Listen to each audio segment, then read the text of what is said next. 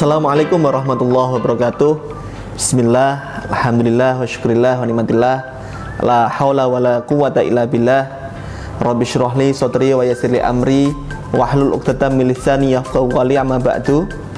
Halo, selamat pagi. Pada kesempatan kali ini izinkan saya untuk memperkenalkan diri. Saya Ahmad Farid Usman, dosen program studi pendidikan Islam anak usia dini Universitas Nahdlatul Ulama Sunan Giri. Bidang ilmu pendidikan agama Islam saya dapatkan semenjak di bangku perkuliahan. Saya mengambil S1 jurusan pendidikan agama Islam UIN Maulana Malik Ibrahim Malang, dan selanjutnya saya melanjutkan S2 di program yang linear dengan jurusan saya sebelumnya, yakni program pendidikan Islam UIN Sunan Kalijaga Yogyakarta. Spesialisasi saya adalah mengajar mata kuliah pengantar studi Islam. Pada kesempatan ini saya akan menjelaskan spesifikasi saya, yaitu tentang teknik pengajaran pada mata kuliah pengantar studi Islam dengan bobot 2 SKS. Pengantar studi Islam adalah mata kuliah yang memberikan modal mahasiswa untuk bisa mengkaji Islam secara komprehensif. Materi-materi yang didiskusikan dalam mata kuliah ini diantaranya adalah terkait dengan objek dan pembidangan kajian Islam, pendekatan-pendekatan studi Islam, model berpikir kajian Islam, serta isu-isu kontemporer dan kontekstual studi Islam pada pendidikan anak usia dini. Sebelum saya menjelaskan hal tersebut lebih lanjut, saya akan menjelaskan mengenai deskripsi singkat, tujuan, dan metode pengajaran mata kuliah pengantar studi Islam. Mata kuliah pengantar studi Islam ini adalah mata kuliah yang wajib yang harus ditempuh sebelum mempelajari mata kuliah pendidikan Islam yang lain, seperti studi Al-Quran dan studi hadis. Dengan mengikuti mata kuliah pengantar studi Islam ini, mahasiswa diharapkan mampu untuk mencapai kompetensi berikut. Yang pertama adalah mahasiswa akan mampu menguasai teori-teori kajian Islam, terutama yang terkait dengan objek dan model berpikir studi Islam. Mahasiswa akan mampu menganalisa isu kontemporer dan kontekstual studi Islam dalam berbagai perspektif pendekatan. Dan yang terakhir adalah mahasiswa mampu menunjukkan kajian Islam yang komprehensif dan tepat. Guna mencapai kompetensi tersebut, mahasiswa akan diberikan topik-topik yang akan dibahas selama 14 kali pertemuan, plus 2 pertemuan untuk ujian tengah semester dan ujian akhir semester. Topik-topik tersebut yaitu yang pertama, definisi pengantar studi Islam, yang kedua, objek dan pembidangan studi Islam, yang ketiga adalah model berpikir kajian Islam, yang keempat adalah pendekatan-pendekatan studi Islam seperti pendekatan normatif, pendekatan yuridis, pendekatan sosial humaniora, pendekatan linguistik, dan pendekatan integratif interdisipliner. Dan yang terakhir adalah terkait dengan isu-isu kontemporer studi Islam yang identik dengan pendidikan anak usia dini atau PAUD. Buku-buku yang saya gunakan dalam perkuliahan adalah sebagai berikut. Yang pertama adalah buku Ajar Pengantar Studi Islam, Kontekstual Pendidikan Islam Anak Usia Dini, dan ini yang saya susun sendiri dan masih dalam bentuk soft copy, dan insya Allah dalam proses terbit di penerbit Jungo. Yang kedua adalah Pengantar Studi Islam karya Prof. Dr. Khairuddin Nasution MA, terbitan Tazafa Akademia Yogyakarta tahun 2012, serta buku dari Prof. Dr. Amin Abdullah, yakni Islamic Studies. Selain itu, mahasiswa selalu saya dorong untuk mempelajari dari jurnal-jurnal berreputasi dan buku-buku studi Islam lainnya. Sistem pembelajaran saya gunakan dalam mengampu mata kuliah pengantar studi Islam. Saya menggunakan 4 metode pembelajaran. 1. Metode ceramah. Metode ini saya gunakan karena di awal pertemuan dosen perlu memberikan dasar penguat konsep dan teori sebelum mahasiswa melakukan diskusi. Selain itu, metode ini dapat membangkitkan semangat mahasiswa dalam perkuliahan karena di sela-sela penyampaian materi saya berikan motivasi kepada mahasiswa. Yang kedua adalah metode diskusi. Metode diskusi saya gunakan untuk merangsang mahasiswa agar mampu kreatif dan berani dalam memberikan gagasan, ide, dan pendapat. Dengan metode ini, mahasiswa mampu berlatih untuk bekerja sama tim, berinteraksi di antara mahasiswa dalam satu kelas, mengidentifikasi masalah yang sedang diperbincangkan, dan mendapatkan suatu kesimpulan diskusi yang dapat direkomendasikan. Selanjutnya, metode brainstorming. Metode ini saya gunakan untuk mendorong mahasiswa berpikir secara cepat, kritis, dan logis, serta melakukan interpretasi, analisis, evaluasi mengenai suatu topik. Saya selalu mendorong mahasiswa untuk berperan aktif dalam menyatakan pendapat, ide, dan gagasan pada setiap pertemuan untuk memacu kemampuan diri mereka dan menumbuhkan rasa menghargai pendapat orang lain. Dan yang terakhir adalah metode problem-based learning. Problem-problem studi Islam, isu-isu kontemporer, isu-isu yang ada konteks dengan pendidikan usia dini dijadikan sumber belajar dalam metode ini. Selain memecahkan permasalahan studi Islam, mahasiswa juga akan dituntut untuk menganalisa sebuah fenomena studi Islam dengan kehidupan sehari-hari sebagai tindak lanjut dari pemecahan masalah tersebut. Kemudian dalam berinteraksi dengan mahasiswa pasca pandemi COVID-19, saya menyampaikan mata kuliah pengantar studi Islam menggunakan 3 saluran. Yang pertama adalah dengan luar jaringan atau luring, tatap muka langsung di kelas. Yang kedua adalah dengan menggunakan Microsoft Teams sebagai saluran dalam pembelajaran daring, baik penyampaian materi, diskusi maupun pengumpulan tugas. MS Teams ini saya gunakan jika pertemuan tatap muka tidak bisa dilakukan. Misalnya saya ada tugas luar kota, jadi perkuliahan tetap terlaksana sesuai dengan jadwal. Dan yang terakhir, dengan menggunakan grup WhatsApp sebagai media komunikasi di luar jam perkuliahan. Dalam grup WA, saya terbiasa berdiskusi dengan mahasiswa mengenai materi-materi yang telah dibahas dan juga materi atau hasil diskusi yang belum dipahami oleh mahasiswa. Kemudian untuk memberikan penilaian capaian kompetensi mahasiswa adalah dengan melakukan asesmen. Adapun instrumen asesmen yang saya gunakan adalah tes lesan, tes tulis yang dilengkapi dengan rubrik analitik maupun rubrik holistik. Selain itu, aspek dan persentase penilaian dibagi menjadi beberapa item, yaitu kehadiran, tugas, diskusi dari Zoom, UTS, UAS, yang totalnya nanti dijumlah menjadi 100% penilaian kompetensi mahasiswa. Baik, selanjutnya saya akan memberikan cuplikan perkuliahan yang saya lakukan di kelas pada mata kuliah pengantar studi Islam. Selamat menyaksikan.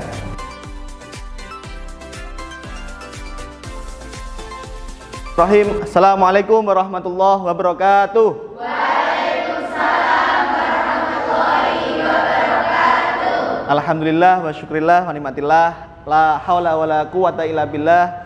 Rabbi syrahli sadri wa yassirli amri wahlul 'uqdatam min lisani yafqahu qawli, amma ba'du. Rekan-rekan sekalian, alhamdulillah pada siang hari ini kita dapat berjumpa di mata kuliah pengantar studi Islam. Ya. Kalau minggu kemarin kita mempelajari terkait dengan objek-objek kajian pengantar studi Islam atau objek-objek pembidangan kajian Islam, maka pada hari ini kita akan berdiskusi ya terkait dengan model berpikir kajian Islam. Ya, saya terima kasih tadi sudah berdiskusi ya kelompok yang presentasi terkait dengan model berpikir Islam, maka saya akan melengkapi beberapa presentasi dari kelompok yang sudah tadi. Ya, sebelum saya memberikan materi, ya, silakan, ayo kita nyanyi dulu, ya, terkait dengan apa? Terkait dengan lagu yang berjudul Seluku-Seluku Batok. Teman-teman masih hafal? Masih. Ya. Lagu pada saat teman-teman masih kecil, ya kan, di pangku di atas kaki bapak ibu kakaknya, ya kan, sambil seluku batok gitu ya. Ayo kita mulai ya, 1, 2, 3. Seluku batok batok ela elu siro menyang Solo le ole payung mundo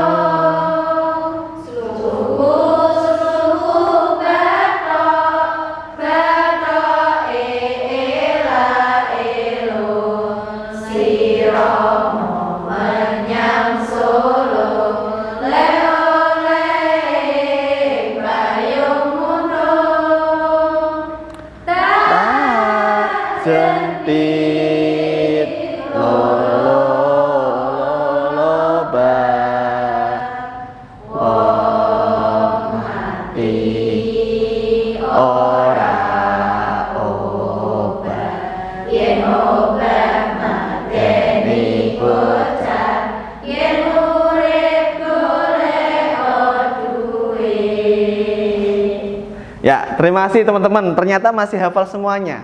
Dan ternyata sudah tidak lupa dengan lagu-lagu daerah. Nah, apalagi ini lagu yang diciptakan oleh siapa? Kanjeng Sunan Kalijaga, ya. Jadi ini nanti ada hubungannya dengan materi terkait dengan pengantar studi Islam, ya. Nah, sekarang kita masuk terkait dengan model berpikir kajian Islam, ya. Sebelum ke model berpikir kajian Islam, mungkin kita masih secara umum, ya. Model berpikir itu seperti apa, teman-teman? Atau definisi dari model berpikir? Ya, seperti apa yang sudah saya cantumkan di PowerPoint. Jadi model berpikir itu adalah tolak ukur kebenaran. Nah, dalam mengukur kebenaran kita harus bagaimana, ya kan? Kalau secara umum ada 3 untuk mencari sebuah kebenaran, ya kan? Model berpikir kita yang pertama harus rasional, yang kedua harus empirik, dan yang ketiga harus intuitif, ya. Apa ini maksudnya, ya kan? Nah, kalau model berpikir secara rasional itu yang menggunakan akal sebagai sumber ilmu pengetahuan, ya. Kalau mencari kebenaran, ini masuk akal nggak ya? Ini logis nggak ya? Ya. Ini adalah model berpikir yang pertama. Ya. Kadang kita kan berpikir ada sesuatu, wah ini nggak masuk akal nih, ya. Tapi apakah itu disebut model berpikir kalau nggak masuk akal? Nah, kita lihat nanti ada pola pikir yang lain nggak selain pola pikir yang rasional itu, ya. Nah, metode rasional itu, ya, metode yang dapat atau tidak diterima oleh akal, ya. Misalnya orang mati itu karena sakit, masuk akal nggak? Masuk akal kan? Berarti ini pola pikir yang rasional. Yang kedua adalah model berpikir empirik. Empirik itu apa? Ada wujudnya, nyata, ya. Yang selanjutnya adalah bermodel pikir intuitif, irasional, ya. Apa ini irasional itu? Teman-teman pernah melihat kartun nggak? Ya kan? Kan kita adalah mahasiswa PAUD, ya, PIAUD. Maka saya akan memberikan contoh yang anak-anak, ya kan? Yang tidak jauh dari PAUD, ya kan? Di Naruto itu ada satu episode yang menyatakan negara api lagi menyerang. Itu kan imajinasi kita kan, ya kan? Kita nggak pernah, wah itu Quran itu kan hanya khayalan, itu hanya kartun dan sebagainya. Tapi coba di akhir-akhir kemarin, pada saat COVID-19 menyerang di 2020 akhir masuk 2021 itu, ya kan? Hampir sama kan seperti itu kan?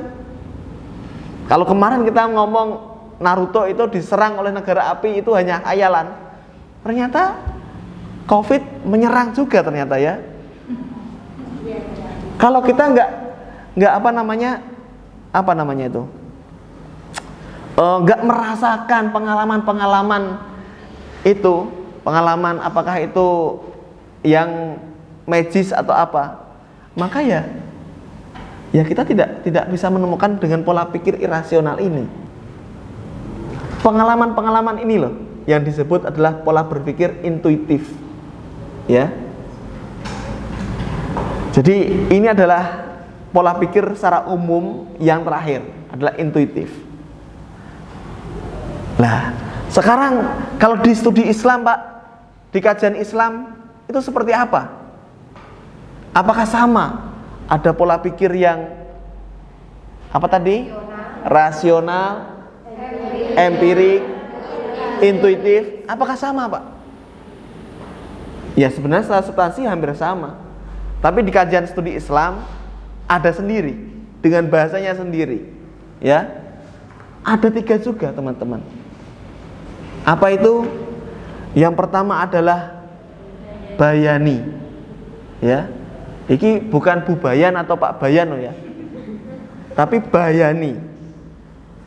Ya, model berpikir yang tekstual. Apa nanti kita bahas setelah ini. Ya, yang kedua adalah model berpikir burhani, demonstratif.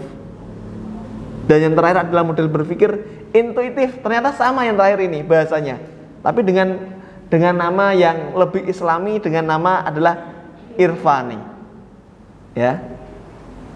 Nah, sekarang model berpikir yang bayani itu yang seperti apa, Pak? Kalau di kajian Islam itu yang seperti apa, Pak? Ya. Model berpikir yang bayani itu model berpikir yang normatif dari tekstual. Tekstual apa? Ya tekstual Al-Quran, hadis, ya kan? Atau tekstual karya-karya nas dari para ulama-ulama muslim. Ini bayani. Ya, yang dikaji adalah tekstual. Aku sholat karena ada perintah sholat di Al-Quran. Aku sholat karena ada perintah sholat di hadis Nabi. Aku sholat karena ulama, mungkin Imam Syafi'i mengajarkan sholat seperti itu. Ini adalah pola berpikir dari tekstual. Ya, dari bayani. Terus apa Pak objek kajiannya Pak? Kalau dalam kajian Islam itu, ya, karena ini adalah tekstual, ya tidak jauh dari linguistik, dari bahasa. Ya, di sana ada gramatika, ada sastra, ya, ada hukum dan teori hukum. Ini yang tertulis kan. Ada fikih dan usul fikih, ada filologi, cabang ilmu linguistik, ada teologi terkait dengan ketauhidan, ya, dan banyak bidang-bidang ilmu yang terkait dengan Al-Quran dan hadis. Ya, bagaimana hadis ini asbabun nuzulnya, maksudnya Al-Quran asbabun nuzulnya seperti apa, kalau hadis asbabul wurudnya seperti apa, perawinya seperti apa. Ya, ini terkait dengan bayani. Ya, dan model berpikir ini model yang diterapkan dalam ilmu ini cenderung deduktif, yakni mencari apa isi dari teks. Ya, analisis kontennya seperti apa. As-sholatu ala waktiha. Kenapa enggak as-sholatu ila waktiha? Itu dikaji ya dalam ini. Nah, ini adalah pengantar studi Islam yang nantinya setelah semester ini teman-teman juga akan belajar terkait dengan studi Quran, studi hadis. Di sana akan mengkaji. Ya. Nah, di sini adalah teorinya pengantar studi Islam itu. Yang kedua adalah terkait dengan epistemologi burhani. Ya. Bagaimana kajian Islam itu dikaji dari pengalaman dan akal. Ya. Sumber pengetahuan apa sih? Realistis dan empiris. Ternyata yang 3 tadi masuk ke sini ya. Ya. Cara berpikirnya induktif, teman-teman. Ya. Terus yang terakhir adalah pola pikir secara irfani. Ya. Ini kalau teman-teman semester kemarin mempelajari terkait dengan akhlak tasawuf, ada ini. Ya, di tasawuf itu untuk mencapai menjadi kekasih Tuhan tuh harus seperti apa? Ya, masih ingat teman-teman ada tiga langkah untuk menjadi kekasih Tuhan itu? Takholli, tahalli, dan tajalli. Ya, jadi di sini itu untuk mencari kebenaran maka kita harus takholli, takhliyah. Diri kita itu harus dikosongkan dulu dari hal-hal yang kurang baik. dibersihkan dulu. Ya, baru tahalli, baru tahliyah. Artinya yang sudah kosong itu diisi dengan hal-hal yang baik. Bisa berzikir, bisa berpikir, bisa beramal soleh, diisi. Ya, dan akhirnya akan ada tajliyah. Ya. Di mana kita mencapai bersatu dengan Tuhan dan lain sebagainya. Ya. Ini terkait dengan irfani, hampir sama dengan intuitif. Ya. Caranya seperti apa sih yang irfani itu? Ya pakai misalnya ikut manakib, mungkin dengan tahlilan, dengan yasin fadilah dan lain sebagainya, dan ijazah ada mursyid, ya kan? Nah, sekarang gini teman-teman, apa yang bisa dikaji dari lagu teman-teman nyanyikan tadi, dari kajian Islam? Ya, kira-kira model berpikirnya di kajian Islam dari lagu-lagu, dari lagu sulku-sulku batok tadi apa kira-kira? Bisa nggak dikaji? Bisa nggak? Bisa, karena dari sunnah. Apa Mbak Anim? Dari Kenapa? ulama zaman dulu. Iya, dari ulama zaman dulu. Ya, benar. Ada lagi teman-teman? Ada lagi teman-teman? Ya, benar. Dulu pas waktu pertemuan pertama itu apa sih ruang lingkup dari studi Islam?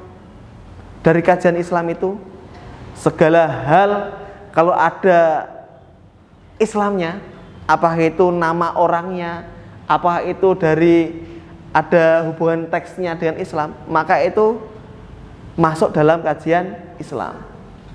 Lagu suluku-suluku batok itu yang ngarang adalah wali, ulama Nusantara, Sunan Kalijaga. Apakah lagu suluku-suluku batok itu bisa dikaji dari gramatikalnya, dari teksnya? Apakah suluku-suluku batok itu bahasa yang asli atau bahasa peribahasa yang disamarkan? Ya kan?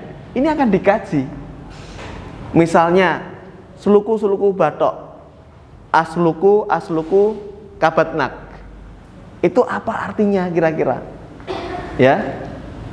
Lah, teman-teman dalam mengkaji kajian Islam, karena materi pengantar studi Islam mata kuliah ini adalah mata kuliah yang sistemik ya, sistematis. Dulu teman-teman mengetahui ruang lingkup kajian Islam, terus mengetahui bidang-bidang kajian Islam itu apa saja, dan sekarang pola pikirnya. Maka minggu depan teman-teman akan berdiskusi terkait dengan pendekatan-pendekatan kajian Islam. Ada pendekatan normatif, yuridis, sosial humaniora, linguistik, pendekatan sosial, pendekatan apalagi budaya, dan berbagai pendekatan yang lainnya. Maka akan membantu. Kita sudah punya pola pikir, terus ada nanti pendekatannya. Ya, sulku-sulku batok itu kalau dari pendekatannya seperti apa sih? Kalau dari pendekatan linguistik, oh ternyata di linguistik itu adalah kajian konten yang mengkaji dari segi bahasa. Dalam teorinya ada nggak teorinya itu? Oh teorinya ada. Ada sebuah teori yang super dan teori yang minor, di mana ada bahasa yang super itu diminorkan untuk menyamarkan. Ya, misalnya suluku-suluku batok, ada usluku kabatnak, batoe elah elo, ya, batnakala ilaha illallah. Nah, ternyata di sana ini ada batin kita itu adalah ilaha illallah. Kanjeng Sunan Kalijaga mengajarkan anak-anak kita untuk dekat dengan Allah ternyata. Lah, ini akan menarik teman-teman untuk dikaji minggu depan. Jika teman-teman sudah mendapatkan materi terkait dengan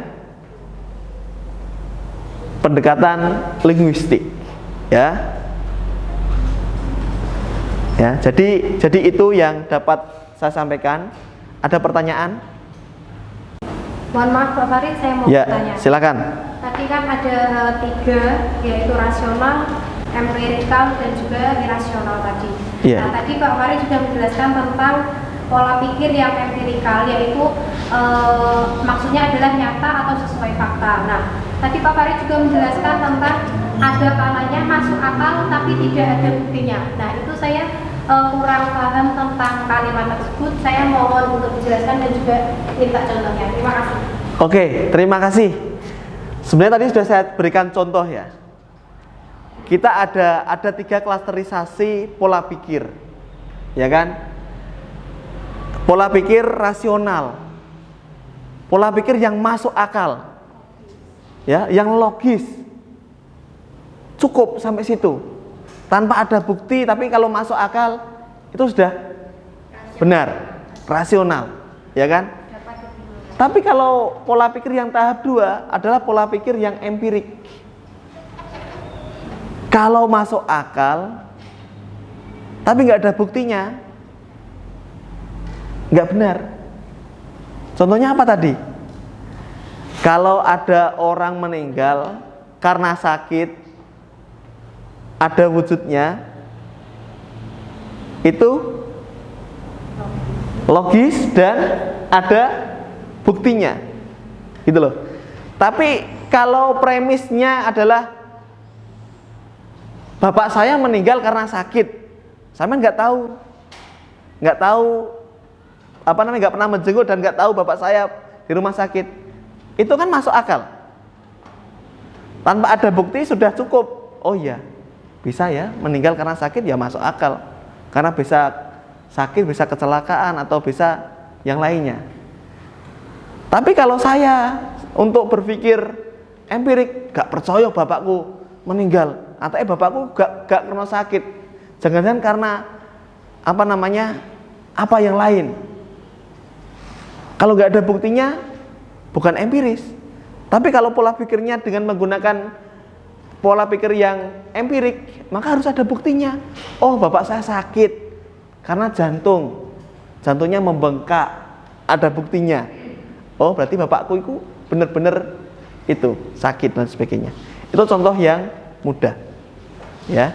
Atau anak, ini contoh anak ya, anak speech delay. Wah, ini anak ini ABK ini, nggak tahu ini. Ada nggak speech delay pada anak-anak itu? Ada ya, masuk akal ya. Tapi speech delay ini kenapa ya? Emang itu turunan. Itu kan baru logis, ya kan? Oh, diperiksakan ke dokter, ternyata ini speech delay karena ada saraf yang kejepit yang tidak bisa yang bisa menghambat anak itu untuk bicara.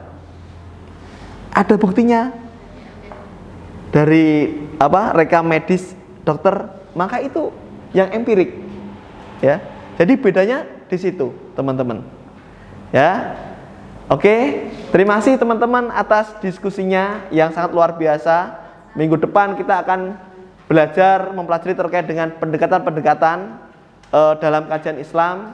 Semoga ilmu yang sedikit ini bisa bermanfaat bagi teman-teman semuanya. Amin. Oke, terima kasih. Akhirul kalam. Wallahul muwaffiq ila thoriq. Wassalamualaikum warahmatullahi wabarakatuh. Waalaikumsalam warahmatullahi wabarakatuh. Demikian cuplikan video pembelajaran yang saya lakukan. Baik, itu saja yang bisa saya sampaikan. Cukup sekian. Wallahul muwaffiq ila thoriq. Wassalamualaikum warahmatullahi wabarakatuh.